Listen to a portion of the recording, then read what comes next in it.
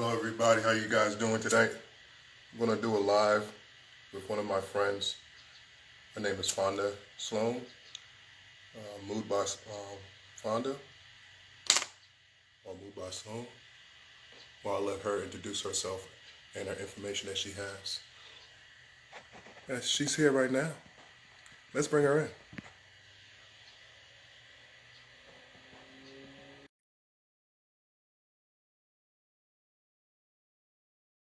So I'm burning my incense again, get myself ready, waiting for Fonda to come in.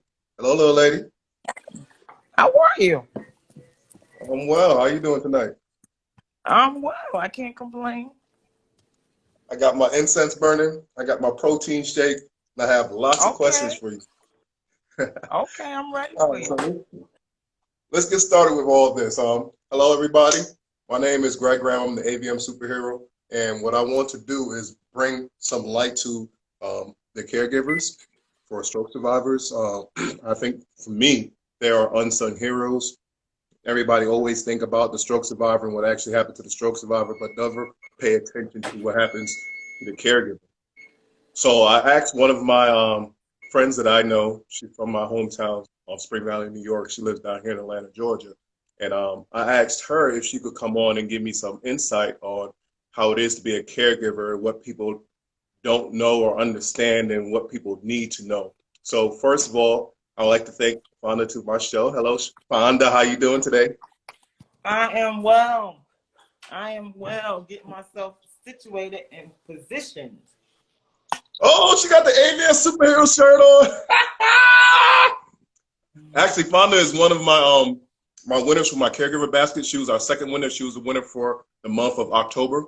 So congratulations to you. How you like your basket? I'm loving my basket. My bath, my self-care treatment. I love it. And my t-shirt. No So doubt, no doubt. comfy and cute. That's what's up. That's what's up. So without any further ado, let's get into this because I know there's a lot of people out there that are becoming caregivers automatically overnight from strokes and they don't know what to do. So I want to really dive into that. I want to get an understanding of what it is to be a caregiver, the mentality of it. What do you expect from people, from family and friends and things of that nature? So the first question I have for you, Fonda, is basically, who are you a caregiver of for a stroke survivor? Actually, I care for my mom and my dad now. My mom, she had a stroke, I want to say about 17 years ago. Mm. And my dad is it'll be 2 years in March. So I have the both of them that I care for. Whoa, so double duty. So as a caregiver for them, how is your life? You know, what I guess 17 years ago this happened. What happened overnight? Did you was prepared for this? Did you have nursing background or was you just thrown into it? Actually, during the time that my mom had her stroke, I was switching careers. I went into the healthcare career ironically around the same time that she had the Mm-hmm. stroke. So I had a Mm-hmm. lot of connections with some of the physicians at Mount Sinai Hospital. And while she was Mm-hmm. going through some of the things, I reached out to them for a lot of education just to learn. And then I started researching myself, learning what the stroke is, first and Mm-hmm. foremost, and then learning how I needed to help and care for her now that she was different. Now, she had some You know challenges. what? That's an interesting thing. That's an interesting thing because a lot of people don't even know what a stroke is. I didn't even know when I was having it. I didn't know what it was. So kudos to you for actually doing some research on it. Right, right. And I learned a So lot. I learned a lot when I did my research. And right. the analogy that I kind of came to after reading all of these this paperwork and reading all these all these pages and pages of different explanations, the most the way I look at it, it was like your brain is having a heart attack. It's like Okay. the flow and the vessels and all of the avenues to your brain, there becomes a blockage. And that blockage builds up to the point where then it kind of explodes. and that's where the stroke happens. And depending on what part of your brain you actually have the stroke on is what affects the part of you, as far as Okay. your talking, your walking, your ability to kind of function. And with my mom, she had the stroke on the right side, so it affected her Okay. left side. So, you know, learning the fact that, you know, having a stroke and then learning, I'm sorry, my dog, It's okay. my dog is Your having dog a wants party attention right too. now. Hold on for me 1 second. No, no He hears problem. something in So the that's an backyard. interesting thing. Fonda, you basically saying about all this stuff about learning about the strokes and different things happen from one side of the brain Wait, affect the other side of the body. Very wait 1 interesting. second. I'm And sorry. what kind of help? No, just go ahead. I'll just talk to the people. When we actually think about that, you know, people don't understand. Like if this side of the brain's getting messed up, this side of the body is going to be affected. So a lot of people don't understand the logic behind that. So I'm glad that you actually brought that up. So what kind of ailments does your mom has or did have after she had her stroke? Well, after the stroke, she became hemiplegic. So on the left side, she was unable to. She had lost a lot of usage on her left side. So she received a lot of therapy. She was at Helen Hayes. She had home therapy, and basically they was training her how to walk all over again, because the left side had Right. became so weak and paralyzed from the stroke. And she Mm-hmm. received really good care, and they had her actually up, moving and walking around. And I'm thinking, due to, you know, because it has a lot of psychological issues that come with the stroke as well, because she was so used to taking care of herself and doing things for herself, and now she has to be codependent on someone else. So it kind of Ah, did something to her mentally as well. So she became very combative, very angry. It was just like a roller coaster that we went throughout that whole first year. So her left side is still today. She lost, you know, obviously, if you don't use it, it kind of go away. She right. lost all usage on the left side. So she went from walking into the hospital to coming out in a wheelchair. So she's been wheelchair bound for those amount of years. So now I got a lot of questions to ask you about that. You say that your mom became combative, probably lost her filter and everything, maybe started acting like a child all over again or getting very upset. I can attest to that too. That's happened to me as well. But how did that affect you as a caretaker? What did you do? How did you prepare yourself each and every day to deal with that? Well, it wasn't easy. That part of it wasn't easy, because I had to alter my entire life. At the time that she had the stroke, I was living in New York City and she was living in Rockland. So I had to balance myself between changing my career, having my children, who was very young at the time, and going, you know, driving all the way to Rockland to care for someone that would, you know, use not so nice language speaking to you, because of being, you know, frustrated or upset with the fact of the new condition that she had. So I had to do a lot of praying, reaching out to a lot of different, you know, build me a support team. I needed a support team that was going to be very helpful to me, so it allowed me to be able to care, because it's my mom. So you have this soft spot for your mom, but it also kind of puts you in a weird position, because the person is not being very nice. They're not speaking nice to you. You don't feel appreciated for the things that you're doing. So it was a struggle at first. It was a struggle at first, because, you know, now you have this one person that was one way, and then all of a sudden now it's almost like making me feel like it was my fault that the stroke had occurred. But it wasn't easy. It wasn't easy at first. It has gotten easy over the course of years, but it was not easy at first. You adapted. I had to adapt. So, I had to adapt very quickly. By the way, I couldn't. It wasn't like I had time to adapt. I had to adapt fairly quickly. so when this actually happened, How does it affect your, sorry, excuse me.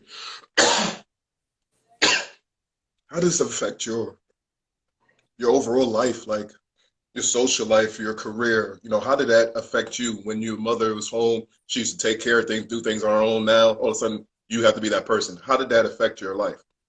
It took a hit. It took a hit. I basically went from, doing things that I enjoy doing to taking those days that I would have free, making more free Hmm. time. I was I had to cut out a lot of my socialization with my peers to care for her. So I would have to rearrange things that I had planned or things that I wanted to do or had needed to do to make sure she was okay before I did them. Where before I could just get up and go, make sure the kids is where they are and that's fine, but it became a Right. whole nother added on. So it changed my whole social skills, my job.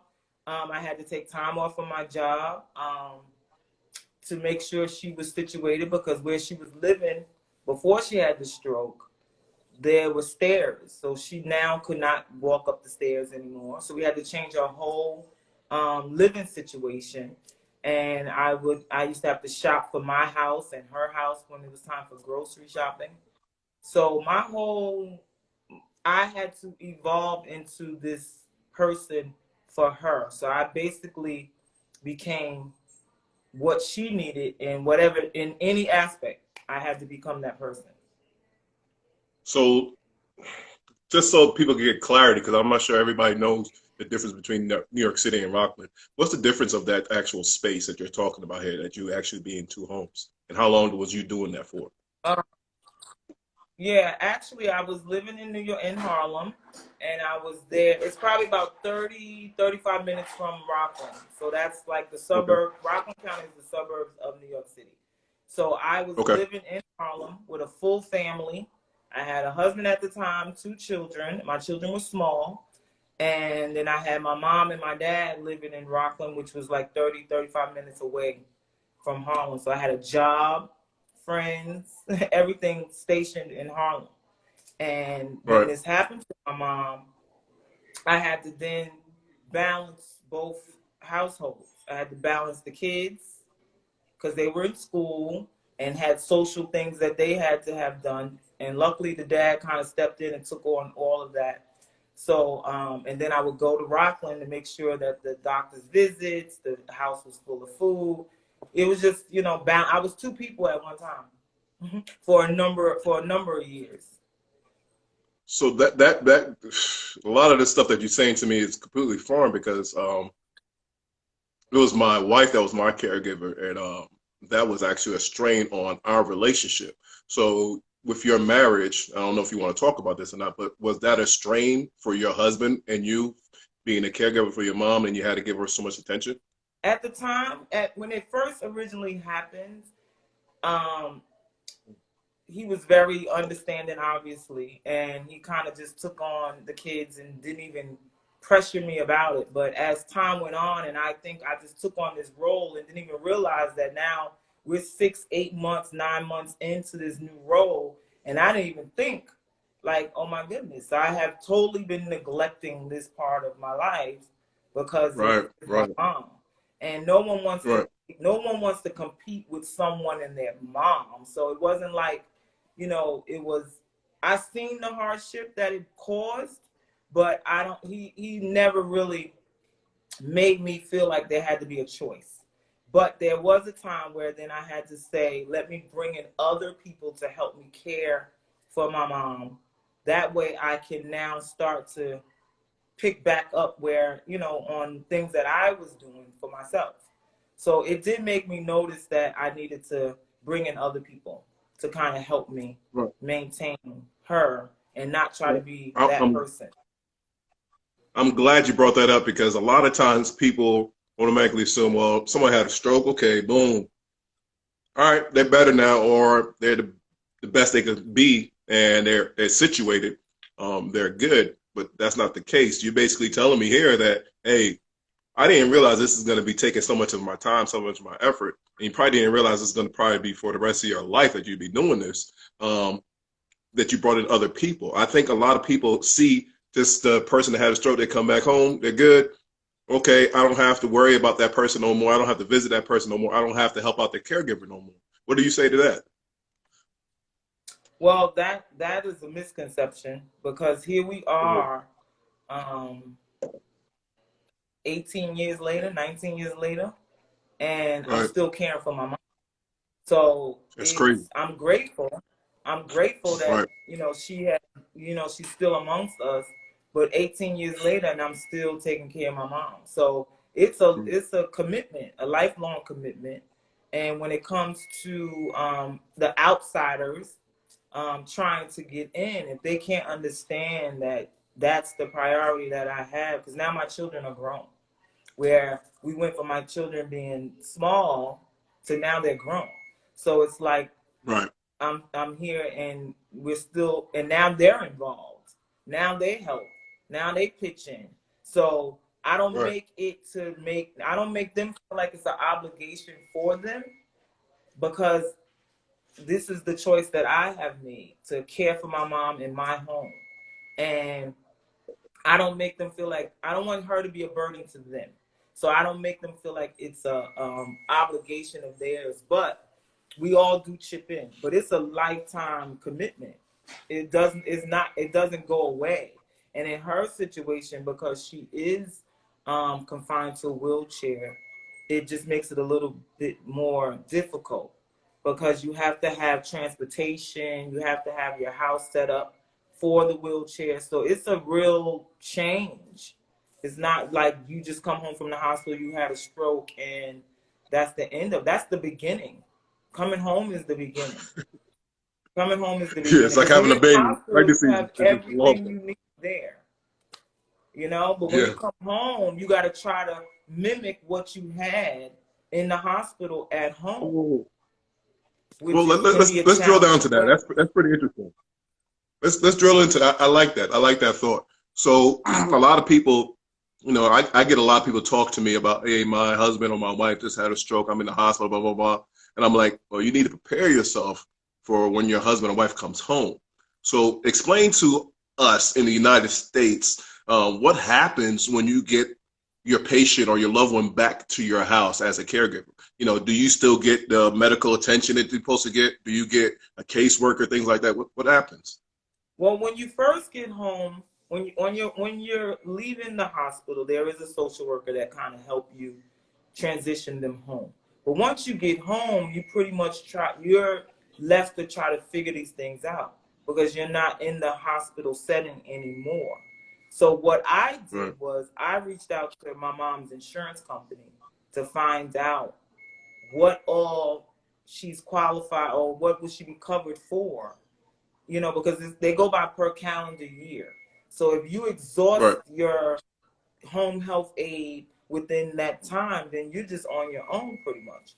And Mm. going home, going home, um, it requires a lot. And in my mother's case, it required even more, because, like I said, the house that she was living in had stairs. So she wasn't able to get into the house anymore, because now we have a wheelchair.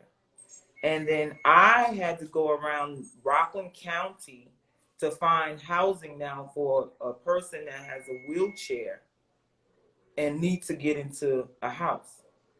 So So no government assistance on that. no assistance with that, because what happened with my mom, she had retired, and 2 years after she retires when she had the stroke. So she Wow. basically made too much money, according to the government, to be in Yep. subsidizing home or any of those type of placements. So we had to find Yep. an apartment complex that catered to people with Yep. with disabilities, or of a certain age. So Yep. I went from going to every place in Rockland County trying to find her housing till I was blessed with one apartment that was ready for her to move in. And luckily we were able to capture that apartment, and she was able to move in. So now you have her living in an apartment, and I can't bring my dad with her to the apartment because between the two of them, they make too much money for the apartment. So now we're paying Isn't for that her to crazy? live in an apartment, him to live on his own, and I'm in New York City.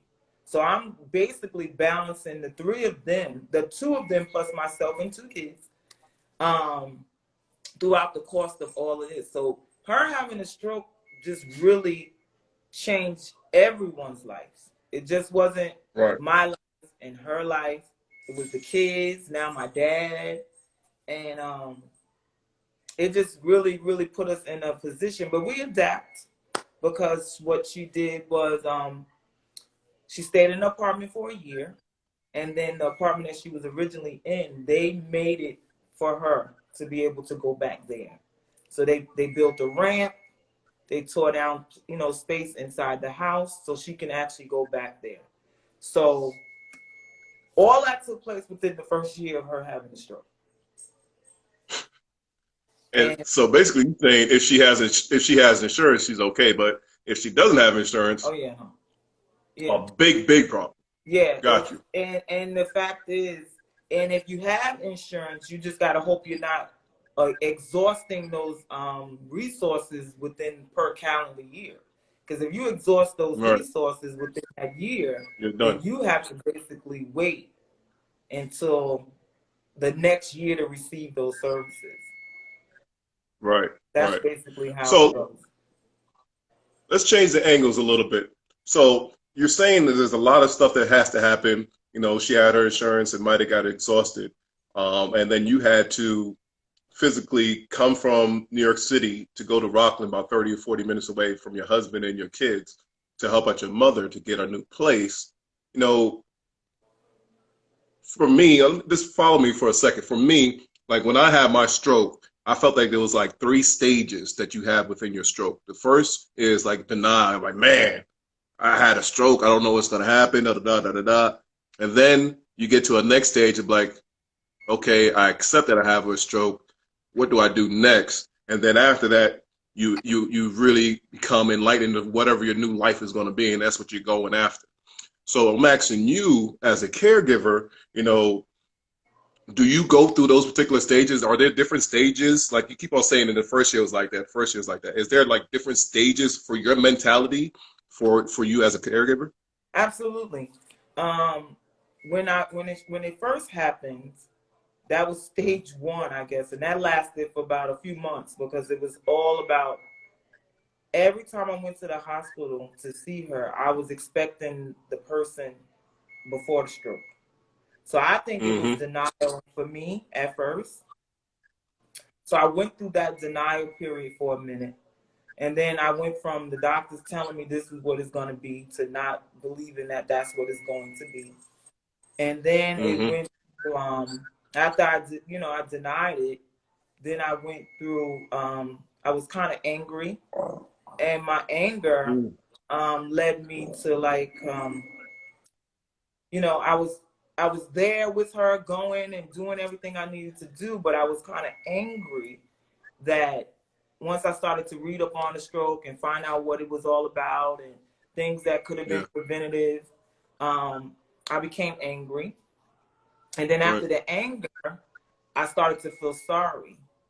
I started to have like kind of like not pity, but I felt sorry for her that she had worked all these years of her life. She retired Mm. 2 years and then she had a stroke. So there is levels, Mm. but the levels is different because of you being on, like I'm able to go and come back. She's not able to do all that. So Right. there are levels as far as a caretaker, caregiver, because it's a roller coaster you're going through with them.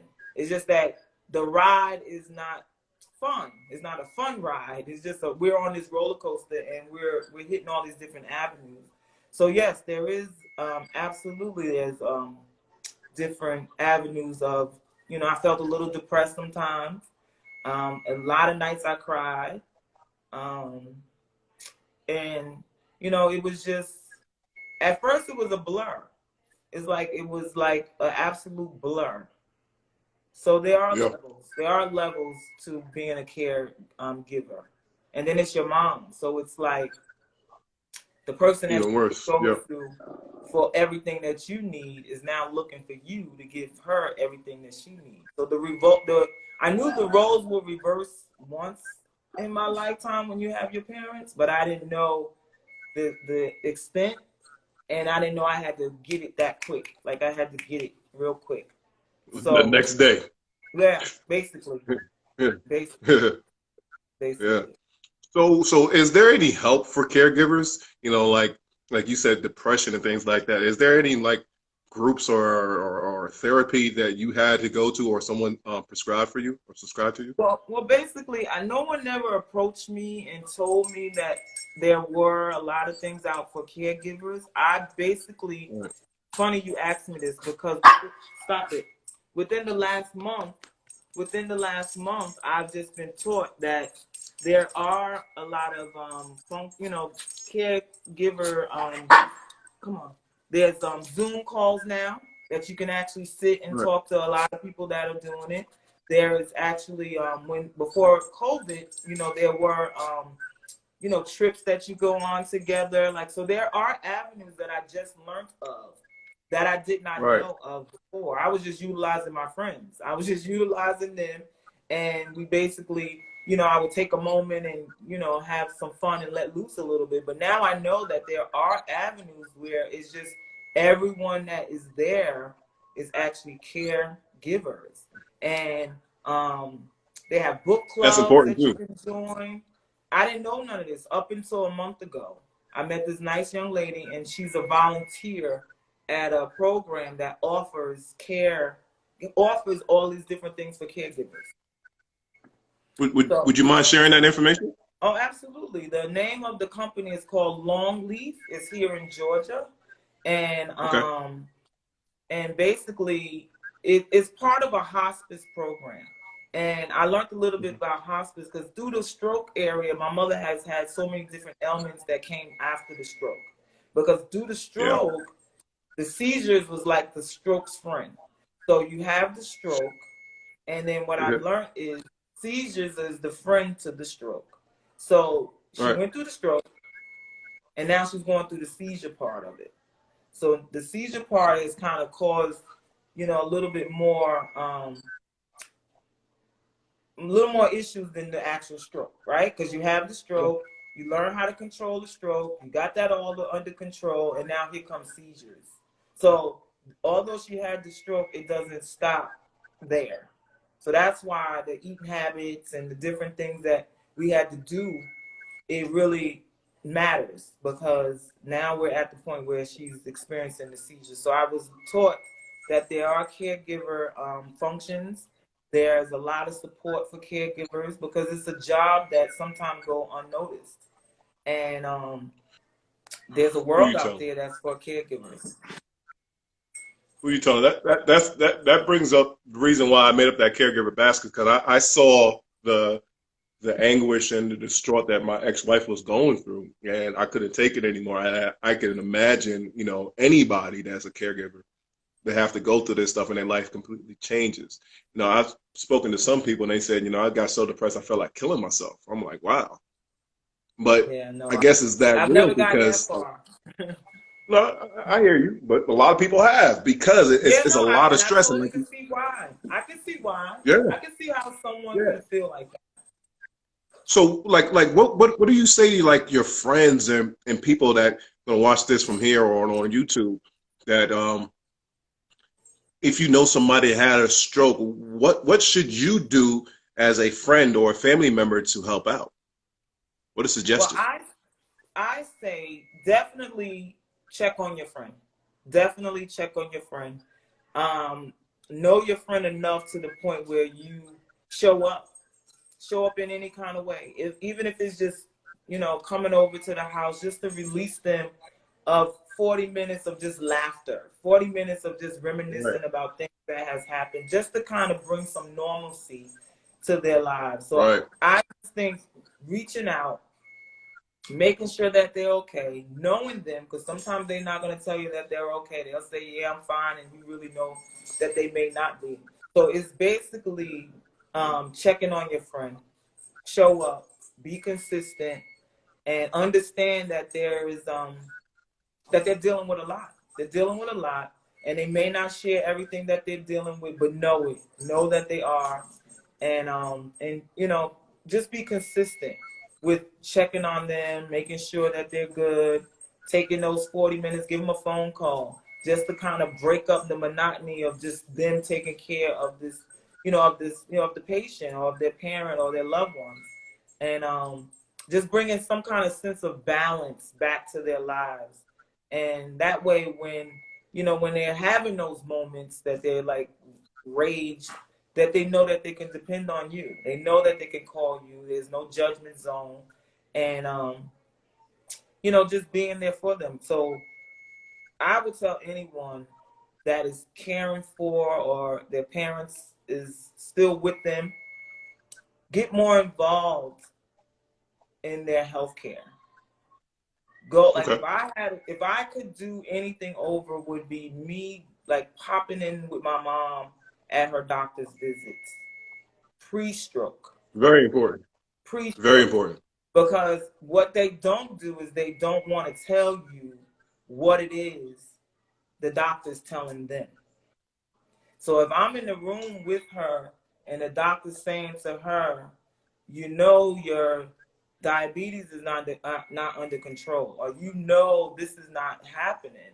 At least when we're out at family functions and we're out at different events, you're kind of monitoring them as well. You know what I'm saying? Opposed to not knowing that they're dealing with these things, not knowing that it's critical to them to eat right and do things differently. Um, at least you're that ear, that voice of reasoning. Like, Mom, you're not supposed to have that extra piece of pie. Whatever the case is, I always say, just try to be a little more proactive if you can.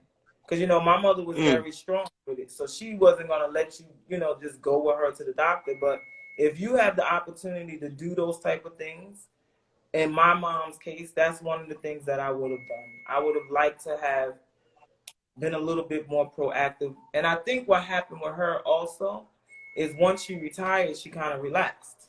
So now you're not doing that everyday grind. You're not doing all that. So things started to settle.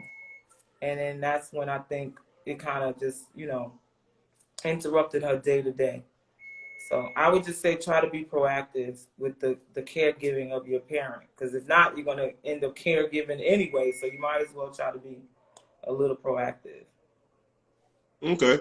So with your situation, yours was something that you kind of knew the precursors was happening because of diabetes and things like that. And some people don't, like me. I had a brain bleed and it just came up upon us. I get that part, but I want to go back to that.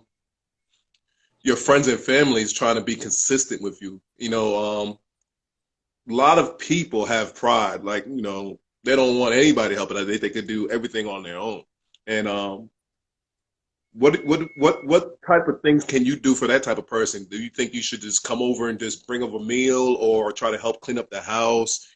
Are those things taboo or is that something that's I mean, very it has needed? to be subtle. That it has to Yeah. be subtle because the thing is, you have to know the person. So if you know that I'm the type of person that will not appreciate you doing that, then maybe you could do this. So that's why it's important. And only people that's going to really know you is your true friends. So if they know that, okay, she's not going to let me in, but I can send over food or I could do, so you have to know who the person is. You know what I'm saying? So I think that because I went through a lot when my mom first got sick, and just waking up, going to sleep, waking up, going to sleep, and your whole day is blurred. So you don't even realize that you need a moment. You don't even realize you need a break. You don't even, those Right. things are not even on your mind. You know what I'm saying? Because you're trying to take I someone feel so. was that was walking, taking care of the family, and now she's in a wheelchair. So it really, you have to just know who the person is. So you have to know your friends. So my thing is sometimes it has to be in a subtle way. It has to be maybe just sending meals or, something simple. But it has to be something because this is a person that now went from being this one person is basically living this stroke with this person. Because that's basically what you're doing. You're living it. It's almost like being a correction officer going to your job every day. It's the same concept. You know what I'm saying? Because now you're learning something that you never had to learn before, and you're adapting to a person that is now living with the stroke. So I just say it's real important to just know who your friends are and know what it is that they would like or what they would love. You know what I'm saying? So that's Hmm. key. And you just have to be consistent. You can't take things personal. You can't think of them, coming at you in a way that you feel like, they could just been going through so much that day and you caught them on that day. So you can't take it personal. And you just have to be you have to be consistent with trying to find a way to show them that I am here. I'm here for you if you need me. But it's hard. It's hard for everyone. It's hard for everyone. So let me ask you this: if a caregiver, you know, becomes a caregiver from a stroke survivor, what are the things that you suggest them not doing to their stroke survivor patient? First you cannot be if you're having like a bad day, you have to find a way to adjust that and bring some type of a different approach. You have to find a different approach because they're already feeling some type of way that they are dealing with this stroke situation. And they already feel Right. like now they have to depend on someone else. So you have to bring a total different attitude. So if you can't really have a bad day and bring that to the person that you're caring for. You can't really have No a negative headache. energy. You can't have a cold. You can't be sick. You have to be on and on at all times when you're caring for this person. So attitude has to be checked at the door. That's immediate because the person is already dealing with something and you bring in extra, all it's going to do is make it a worse situation. So attitude you can't even have an attitude. And you can't be combative. They're already combative. You can't be argumentative because they're already argumentative. So the things that they're Yep. giving you, you can't compete with it. You have to let that part of it go. So that's Anything that's else? just that's I mean, it's an adjustment. It's a whole adjustment. I know myself, like being in the other shoe, like I know I can't do it. I'm not built that way. I know if this happened to my wife instead of happening to me, it'll be very hard to adjust for me to do those particular things. I'm not used to bathing an adult or cleaning an adult's pants and things like that. That's not me. Um, and a lot of people don't think about that as as time goes on, people get older. You might have to be doing that. How can you? I don't know how to actually say this, but how can you give some advice to people out there that's looking at this and saying, well, that's not me. I won't have to do that. I won't do it. But most likely they probably will. What kind of advice do you give to them so they can prepare themselves for this type of thing? Because obviously it was a shock for you. See, I'm a little biased in that area because it's my mom. You know what I'm saying? Right. And then when my dad, um, when he had his stroke, it became a little different because now it's your dad. But I'm a little biased on that because it's my mom. There's not much that I wouldn't do for her. So it's kind of hard for me to tell someone if they had to. I mean, I guess you have to look at it in the aspect where this could be me. This could be me, and I would need someone to care for me unconditionally. Not only give me my medication and give me my my meals, but to actually care for me, bathe me, make sure I'm clean, So I guess you would have to look at it as you have to have some kind of compassion for people, regardless to the fact whether it's your mom or not. You have to have some type of compassion for people. So it's really hard to tell someone because I don't know if it wasn't. I never thought about it, and you making me think because if it wasn't my mom, would I be able to do what I'm doing to the extent that I'm doing it for someone else. You know what I'm saying? And Right. because it's my mom, it's a no-brainer for me. And you know, I just go in and do what I have to do. I don't even give it those extra thoughts. So I guess for Because the it's your person, mom. yeah, because it's my mom. So I guess for the other person, they would definitely have to have compassion. Because if you don't have compassion, you can't do this. This is not something It's that done. you just do. Because it's not an easy job.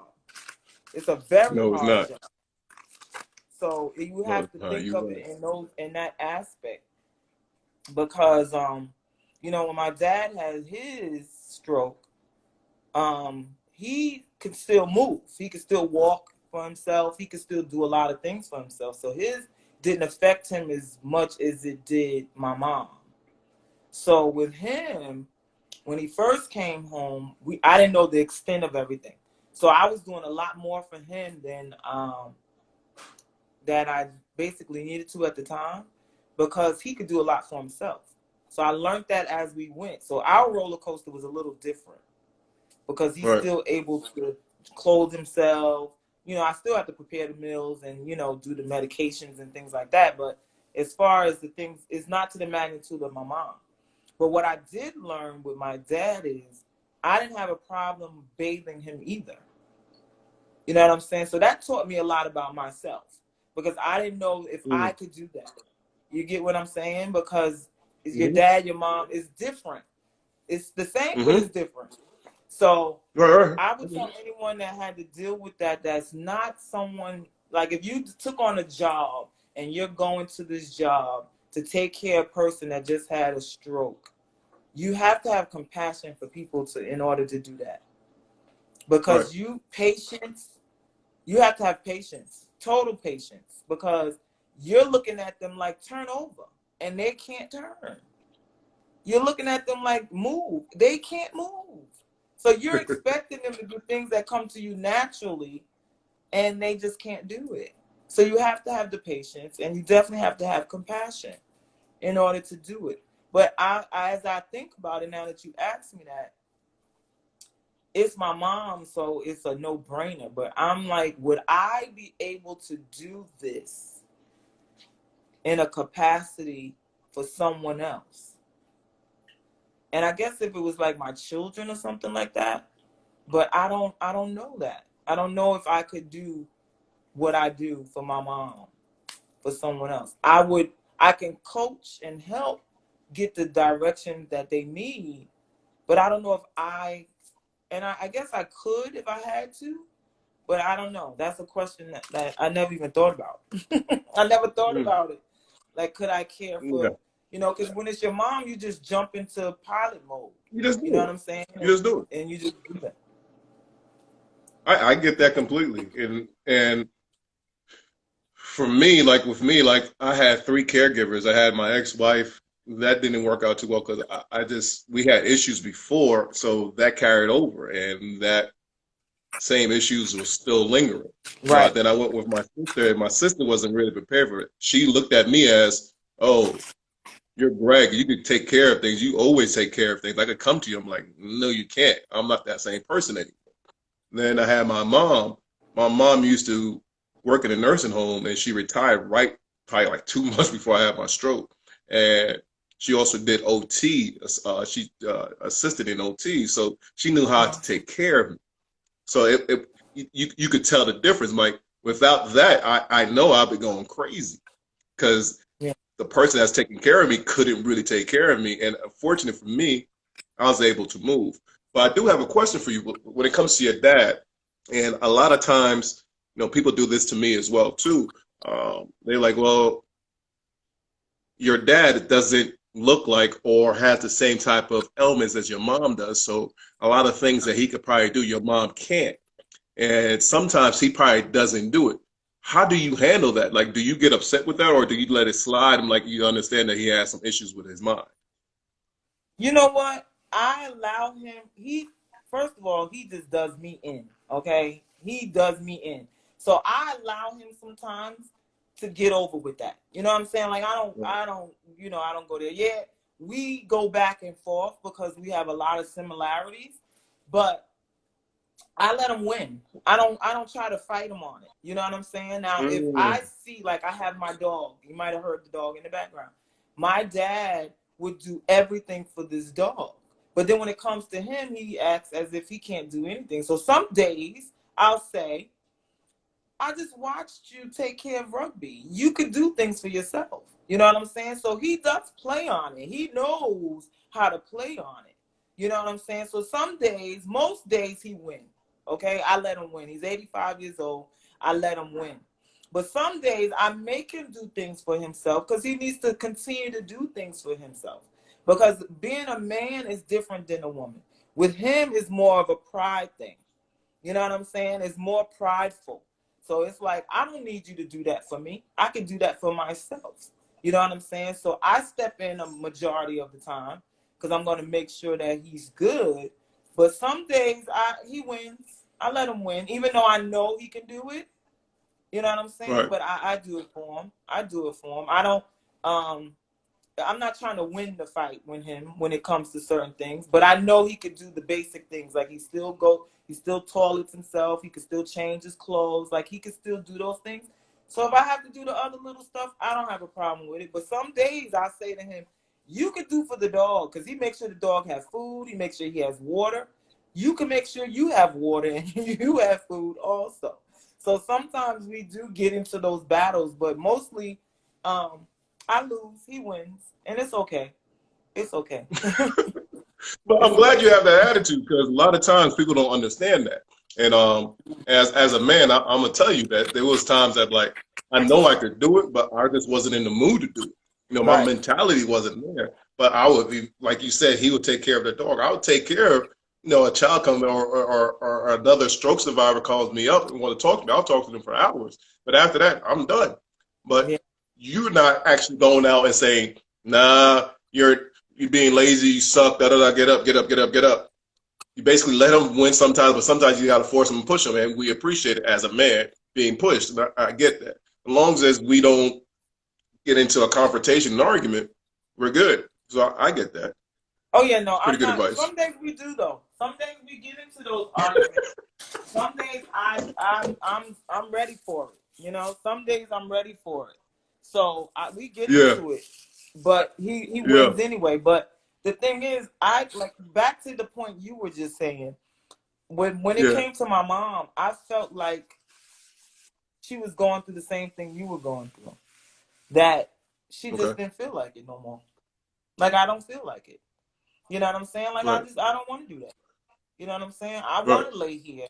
I don't want to, you know what I'm saying? And right. pushing her and trying to get her to do more than what she was doing was a challenge. It was a challenge because it's new to me. So I don't know if she really telling me that she's feeling like this because she's really feeling like this, or she's saying it just because she knows she can. You know what I'm saying? So I was just like, I have to understand that this could really be what she's feeling. Like I can't take for Right, granted that she doesn't feel this way. So she right, played on me a lot of times. You know what I'm right. saying? And she won more than what he did because I didn't know if she was really feeling some type of way or if she was playing on me. I didn't know. So that's the thing that we have to really keep in mind. I want to also drill home that this is not like anything else within your body that is broken down. This is your brain. It's your brain. Your brain controls your whole body. So certain things that could happen inside of your brain that could be a lifetime a change, and people have to adjust. So like you said, your mom saying sometimes she don't want to, sometimes she does. You can't really tell. Right. She probably can't even tell either, because I know I can't tell. Like, I Yeah. didn't know that I was being listened. I didn't know this. I didn't know that until you try to explain to me a day or two later. But at the heat of the moment, I'm trying to process it. So yeah, people have to understand that you're dealing with more than just the physical. You're dealing with the mental as well. Oh, absolutely. It's definitely driven by the mental aspect. And then the thing is, he just required some attention. That's why I had to make some moves. But Yeah, we want attention. I don't care who it's from. We want attention. Men do. Yeah, no, and that's Period. what he was like basically coming around me like I need some attention, so that's why I had to move and come back. But I know. I heard his voice. I heard him grumble. so It's it's true. You want attention. basically with my mom, her transitioning through this whole stroke situation, it definitely played a lot on her. Um, and it definitely affected her mental status, and it continues.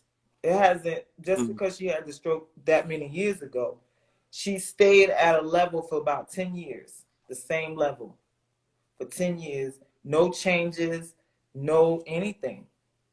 And I mean, it was like being controlled for 10 years. And then the 10th year happened, and then all of a sudden the seizures started to come back. All these different ailments were starting to affect her more. And I know the age difference between you and some other survivors and her is different. But for 10 years, we were good. Only thing that was wrong with her was the fact that she was in the wheelchair and her left side didn't work. She could tell she was on the phone, she was living her life, going to church, she was doing this, she was doing that for a strong 10 years. So I can say, like, far as how you had your stroke and you're still up and you're moving around, I can see that because that's what was happening with her for 10 straight years. And it was so when this new onset came, it kind of took me by surprise because I was so used to, I had to get used to her going from being herself to a stroke. And now from the stroke for 10 years to now where we are today. So it's still a cycle. It hasn't subsided just because she had the stroke. And a lot of her issues stem from that. A lot of it. So it's a long commitment. It doesn't stop. Yeah, you just scared me on that.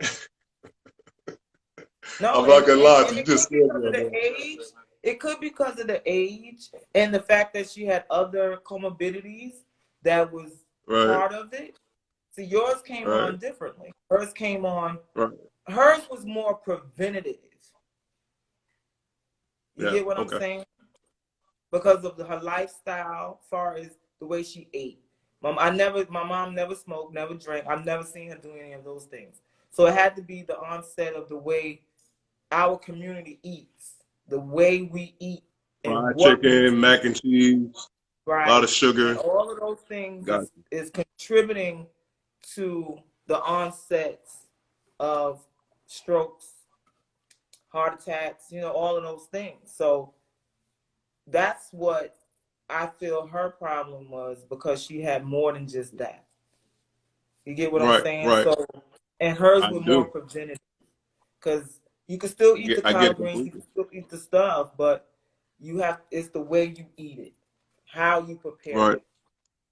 So, right. So not to make you go ahead. afraid, not to put fear in you, but I think because of her having other issues is what caused more of her problem.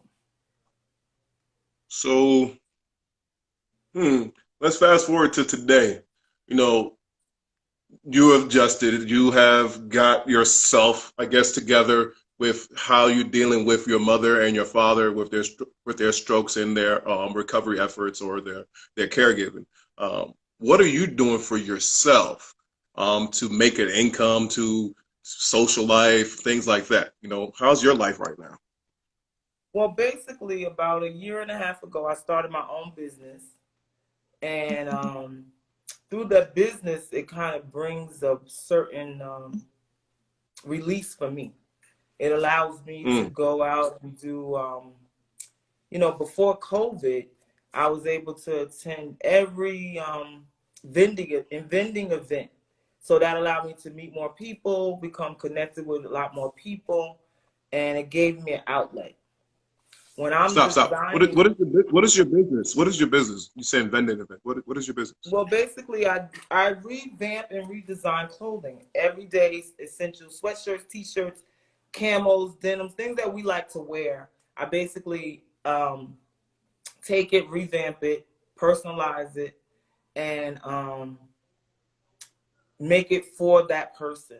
So we all could go to the store and buy a denim jacket. So what I'll do is take the jacket and I'll personalize it, customize it, making it just for you.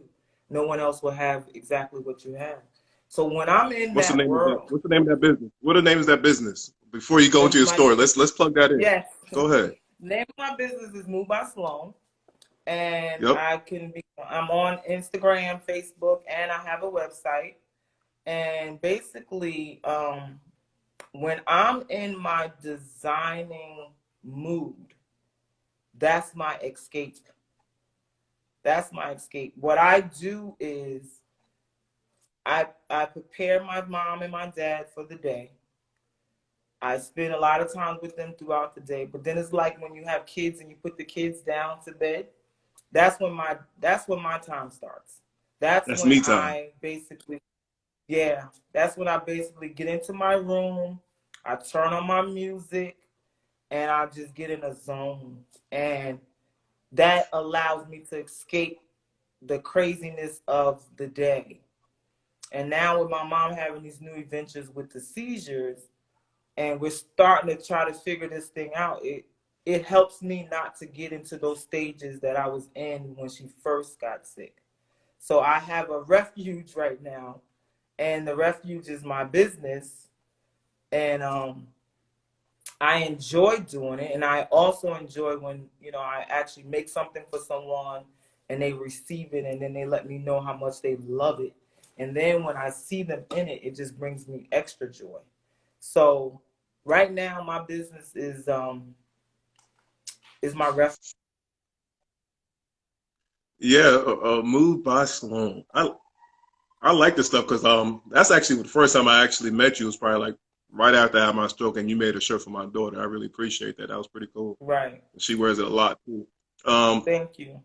but I never knew that you was a caregiver at that time. You know, we talked on Instagram and Facebook, and then I found out that you were. Um, but that right there really says a lot. You know, I really understand the name now. Moved by Sloan. Like, okay, this is your mood. This is your escape. This is your safe haven. Your Shangri-La per se. That you want to get away and be yourself and just forget about everything else and just make something for somebody else. That's pretty dope. And you made it into a career.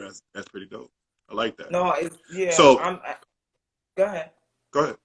No, No, I please was go just ahead. saying that I was just kind of piggybacking on what you're saying, and that's just basically it. When the night is quiet, they're sleeping, and I know they're fine. That's when my creativity just kind of gets all over the place. So we're about to close this out. So let me ask you, what do you want to leave with people, potential people that just had a loved one that just had a stroke, they probably gonna bring them home in the next week or two, or people that's outside of this and want to be able to help out somebody that had a stroke or their caregiver. What do you want to leave with them? Well, Your final basically, thoughts. basically, do your homework. Do your homework. Learn about what it is that you actually are caring for. You know it's your parent or you know it's your loved one, but what is it that they're dealing with? Understand that so you can understand them. Because once they come Mm, home, the hospital makes this pre-notion that that's the way it's going to be. But once they get home, all that falls and lies with you. So I say learn what a stroke is. Learn what yes, it does. Understand yes, it. And once yes. you get that concept, then your caring for this person becomes a lot easier because Mm, you understand it. The most frustrating thing is to try to understand a person that you don't quite understand. You have to learn them. So I knew my mom my whole life, but I didn't know her with a stroke. So I had to learn the stroke to understand her. So that's one avenue that I think will kind of um, help you out. Communicate with anyone that you feel that you can kind of confide yourself into, because you need a support team. This is not something that Absolutely. you could do by yourself. No matter what we Absolutely. do in life, you do have to have a cast, and your closer, and you're gonna know who your friends are when you're going through this. You're gonna know who they are. So utilize Say them. that again, please. Say that Yeah, again. you utilize them, and Yeah. don't be as Yeah. prideful, because you get into it and you just do it and you don't even understand that you need the support of your friends. So learn the stroke, learn what it does, how it does, what can it potentially do. Use your supporting cast, your friends, your family, someone else.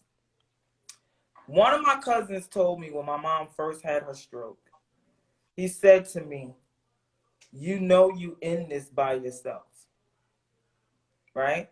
Not meaning that I wouldn't have the support of family or friends, because they're going to be there. But when it's your mom, it's different. It's just a different situation. So I got what he said. At first I was kind of taken aback, but I understood what he meant. When it comes to making decisions, it comes to making moves, when it comes to doing those things, you have to be that decision maker. So that's what it means by being alone. But I want to leave this by saying, learn the stroke, learn the activities of the stroke, learn the whole functionality of the stroke as far as the mood swings, the attitudes. Set yourself up for a long ride. Set yourself up for a long ride, because as long as you're caring for the person, it's going to continue to be a roller coaster. Take a deep breath. Find your walks, find your talks, whatever it is that you feel you need to get you through, because it's not going to be easy and it will be some trying times. But you get your Bible and you read, you get your prayers and you pray, and you'll make it through. And the blessings and the rewards that comes from taking care of someone that needs you most is beyond imaginable. Because Say it sometimes I used to again, say, please. how did I make it through any of this? And I know it's because I care for the two people that need me the most. So it's a hard job. It's not an easy job. But if you ask me if I do it again, I'll do it over again. So be prepared. It's not easy today, right? Today, I'm still dealing with situations where I have to make decisions for my mom, because her Facts. health is starting to kind of deteriorate. So All right. I have to react. I gotta think quick. So I'm thankful and I'm grateful. I wouldn't change it for no other way. But I tell anybody, if you have a parent that's up moving around, do a pop-up doctor's visit just to see what the doctor says. Not what your mom or your dad is telling you, what the doctor said. If it's preventative, try to prevent it as long as you can. Get your support Facts. cast, talk to them, communicate with them, and let them know, I may not call you, but I need you. Let them know. I may not pick up the phone and call you, but I need you to know I'm about to bring my parent or my loved one home. And I'm going to need you more now than I've ever needed you before. So communicate, educate yourself, and just be prepared for the ride. Great advice. Thank you, I Fonda. can't see. I can't see it. No, I can't say it no other way. Hey, before we leave, please give us your plug again, your information again, and also give us the information of that. What is it, green leaf you was talking about? Just leave us with It's that, and we'll long. close off. It's it's long leaf. Long leaf is an Long leaf. actual hospice program, and what I've learned is hospice has levels to it. I didn't know that. I didn't know So it either. now I'm reading up on hospice. Anytime you have someone that's dealing with the stroke situation or seizures or something of that nature, they're qualified to be a candidate for this type of care. So I Really? didn't know this either. I didn't know this, but I'm learning. I got my book. I'm highlighting my questions, and I'm going through the same thing I was going through when she first had the stroke. So I'm educating myself, and I'm learning. So Longleaf is a hospice program, and then Wellstar has a hospice program also. And through those Okay. programs, they have help for caregivers. So although you may be in different parts of the United States, each state and city will have these type of programs. So you could actually Google those programs and you can talk to them in regards to palliative care through the hospice umbrella. And that's where your parent or your loved one is not at a chronic state in life, but they do need help. So that's where we are. And I'm proud to say that I'm going to take advantage of the situation, and I'm not going to allow 10 years or 5 years to go by and feel like I'm going to be the only one that do it. This rodeo here, I'm going to get help. So I'm educating myself enough to know that I need help this time around. So Got you. I'm not going to take on it like I did the last 18 years. I'm going to get some help. So I advise anyone that's going through it, do what you can do for your loved one, but when you get to a barrier, get the help you need. Get the help you need. Great sound advice. Yep. And Thank you for coming on with me. in your city, they will have that. So you research in your city and they will have it. You just follow it through and you can get the help. It's there. And Medicare pays for it. It's free. Say less, because I'm on Medicare now, so I'm going to get it. Medicare, through Medicare, it's free. I thank you for coming on this show with me. Thank you for starting this series with me. You're my first person I interviewed from my hometown, so I had to get you on. I really appreciate your knowledge. I really appreciate your aspects of things in life. I really appreciate what you do for us, stroke survivors. I really appreciate you. Love you, sister. Love you Please too. be safe. Thank you. Thank you so much, okay? All right, baby. I'll talk to you later. Okay. Bye-bye. Bye.